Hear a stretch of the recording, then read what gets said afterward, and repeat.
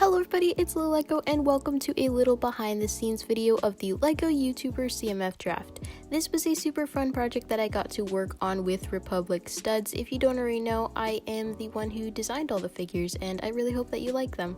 Basically he posted on his Instagram story a while back, kind of like asking for someone to work on a CMF for him, and I didn't think he was going to choose me because, well, I'm not, the greatest at rendering and animating, if you count this as animating, but he ended up asking me to do it, and of course I said yes. So huge thanks to Logan for letting me work with him on this. I had a blast making them and I am super grateful to have been a part of this project. If you have yet to watch the CMF video, I recommend going and watching that first. It will be on Republic Studs channel and it should be out before this video. But essentially in this video I wanted to go over my process for making the figures and kind of our ideas and decisions for some of this stuff. This video isn't going to be like a full-blown tutorial, but if you do want me to do that, let me know down in the comments, but I will link a few of my favorite tutorials down in the description if you do want to check those out. But I guess let's just go ahead and get into it. So the first thing I wanted to go over is what I use to make these projects. So to build all the figures I use a website, or I guess software thing called Mechabricks. It's basically like Lego Digital Designer or stud.io if you're familiar with those things. The reason I use it is because it's super easy to export your models into Blender, which is the second thing that I use. Blender is kind of like Mechabricks, except you can pretty much do anything on it. You can 3D model, you can sculpt things, you can do 3D animation. I think you can even like paint in there or something. I don't know, it's really cool.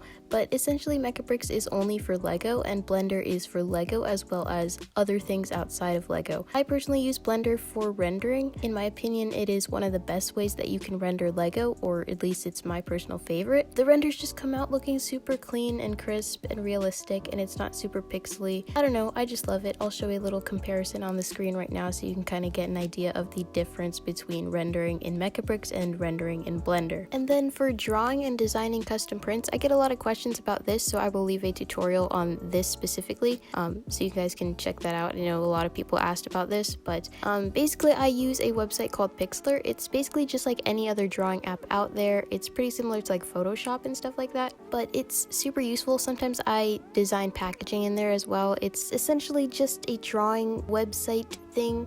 You just make an account and then you can pretty much just draw whatever you want on there. And then I put custom printing on in Mechabricks. There's like this little tab that says parts and you can put printing on in there. You can also do it in Blender, but I personally think it's easier to do in Mechabricks. The next clip that I'm actually going to show is a little bit of a time lapse of me designing a custom print. It's Ash and Flash's tablet accessory. This was recorded a couple weeks ago, so that's why it might seem a little out of place. Yeah, I guess I will play that right now. So this right here is a time lapse of me designing Ash and Flash's 2x3 tablet accessory.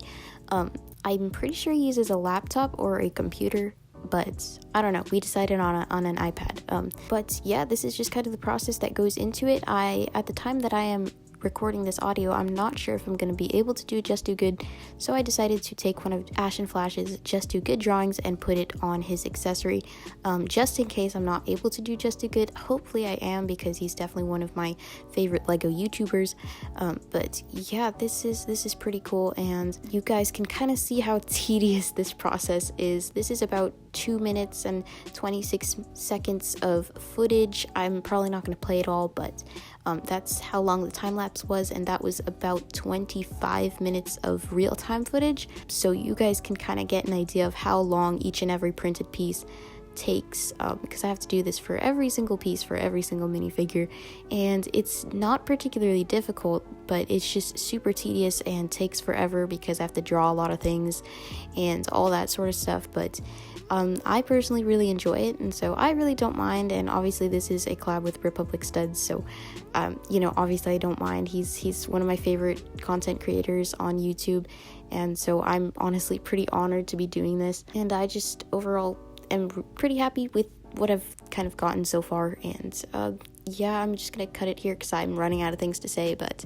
yeah, and I'm recording this on like February 8th, so that's why I sound very unsure about a lot of things. So hopefully you guys liked seeing that. I know it was a little inconsistent with the rest of this video, but yeah, I recorded that a couple weeks ago and I felt like I should probably include it in this. The voiceover was from quite a while ago, but yeah, that was a little bit of the process of how I do custom printing. But the next thing I wanted to go over is how I design packaging. So I get like a lot of questions about how I design the packaging, and I've had several people ask for like templates and stuff, and unfortunately, as far as I know, there aren't really any templates out there, so you just gotta kind of get creative with it, I guess. It's all essentially just a bunch of photo editing and drawing and stuff like that. So there's two ways that I typically like to design packaging. The first way is just start from scratch, and this is the way that I designed the bag for the YouTuber CMF draft. I basically started with a white rectangle, and then I added all the figures and logos and the warning label, and I designed that sort of red background with the question marks on it. I just thought it would look a little bit cleaner that way, but there's another way that you could also do, which I think is good as well. It all just depends on what you want it to look like. And then the second way that I like to do it is kind of similar, except you use a picture of official Lego packaging from like a set, and then you just draw over it, which is what I did for my Mando CMF bag and the Commander Cody poly bag. So for example, for the Mando CMF bag, the base of that is the DC series packaging, and then I just like drew over it, put my own logos and stuff like that. But yeah, essentially the best way I can describe the whole process of designing CMF drafts and just any like digital Lego creation in general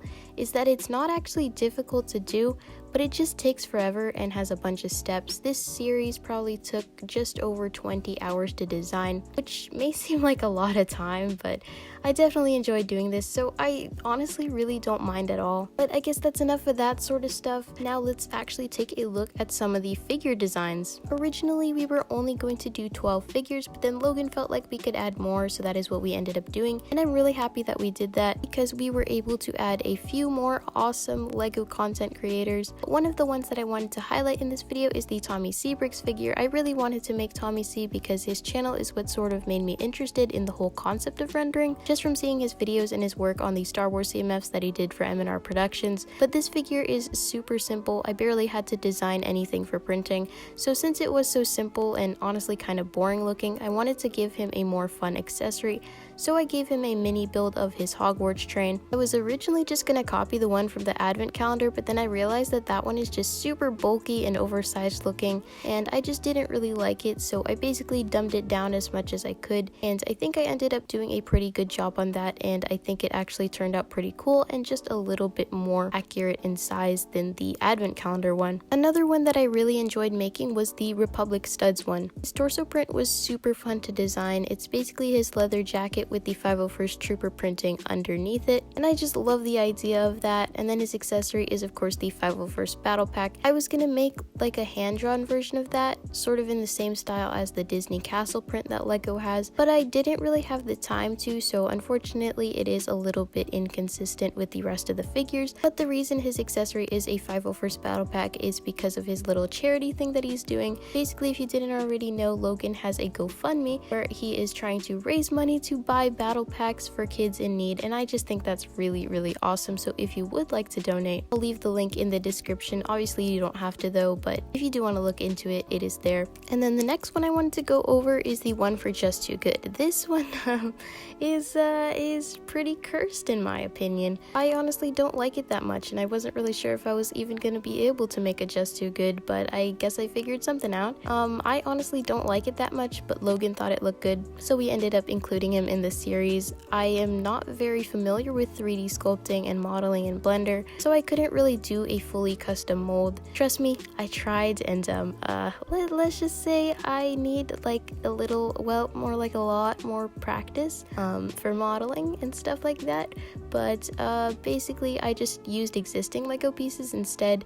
So it uses the helmet from the Bounty Hunter from series 19, then I took off those little fin things, and then I put the mantis printing on it, and then his eyes are actually dome pieces from Mos Eisley Cantina. I just put printing on them and then shrunk them down in Blender. Then the antennas are lever pieces in lime green. Even though this one is not the best, I still think it is kind of creative, so I'm happy about that. And then the last one I wanted to cover in depth was Bfab. This one I'm actually really happy about the way it turned out. Bfab has like his regular sig fig with the yellow skin tone, and he has his rendered sig fig that Tommy C made for him. Since my renders are in sort of the same style style as the ones that Tommy does, I didn't want to make the exact same thing as the rendered one that he already has, so I wanted to do something a little different. So for this one, I basically merged his profile picture sig fig and his rendered one, and I made this. So he's wearing the suit with the blue pants, and then I made him like flesh tone. I really like the way that his face print turned out. He has like the one eyebrow up, and he's got like a beard, and then he just uses a curly hairpiece in dark tan.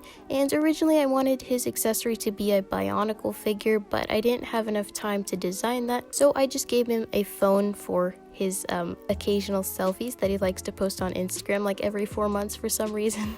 So yeah, but those were just a few specific ones that I wanted to talk about. You can just watch the whole video if you want to see the rest of them, but my favorite ones that I made would probably have to be Ash and Flash, because I really like his accessory and I really like the way that his torso print turned out. I really like the M&R Productions one as well. I love the accessory that we included with him. That was pretty fun to do. And then another one that I really love is the rapper Jay. I just really like that one. And overall, those three I think turned out really cool. I would say overall I am very happy with how all of this stuff turned out for this series. I had so much fun making this and working with Logan on this, and I really hope that you guys like them as well. If you made it to the end of the video, thank you so much for watching. Feel free to like and subscribe, and I will see you all next time. Bye.